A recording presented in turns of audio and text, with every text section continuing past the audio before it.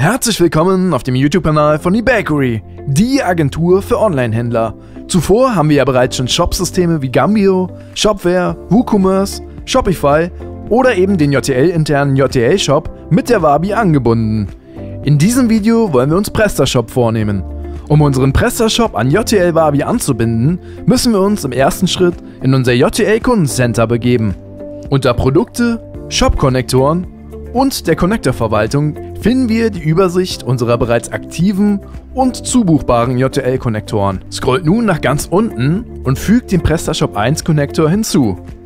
Unter Aktionen könnt ihr eure Webshop-URL hinzufügen bzw. ändern und euch die benötigten Dateien herunterladen. Schaut zuvor, welche PrestaShop-Version ihr betreibt, um zu wissen, welche Download-Datei für euch die richtige ist. Anschließend geht ihr zurück in euer Shop-Backend. Dort geht ihr in der linken Spalte im Hauptmenüpunkt Optimierung auf Module und die Modulmanager. Klickt auf Modul hochladen und zieht ganz einfach per Drag and Drop die eben heruntergeladene ZIP-Datei hinein. Damit sollte das Modul erfolgreich installiert worden sein und ihr könnt in die Einstellungen gehen. Notiert euch eure Connector-URL und das Passwort und speichert anschließend ab. In eurer Wabi geht auf Online-Shop, Online-Shop-Anbindung und Anlegen. Gebt hier nun einen Namen, die eben notierte URL und das Passwort ein. Nun auf Verbindung testen klicken und somit sollte euer Shop erfolgreich an die Wabi angeschlossen sein.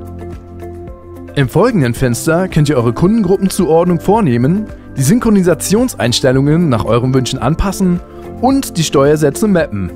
Anschließend speichern und einen Online-Shop-Komplettabgleich durchführen. Ich hoffe, bei euch hat das ebenso reibungslos geklappt. Wenn das nicht der Fall sein sollte, schreibt uns in die Kommentare, an welcher Stelle es bei euch gehakt hat.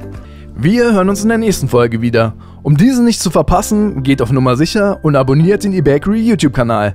Euch alles Gute, bis dahin, euer eBakery-Team.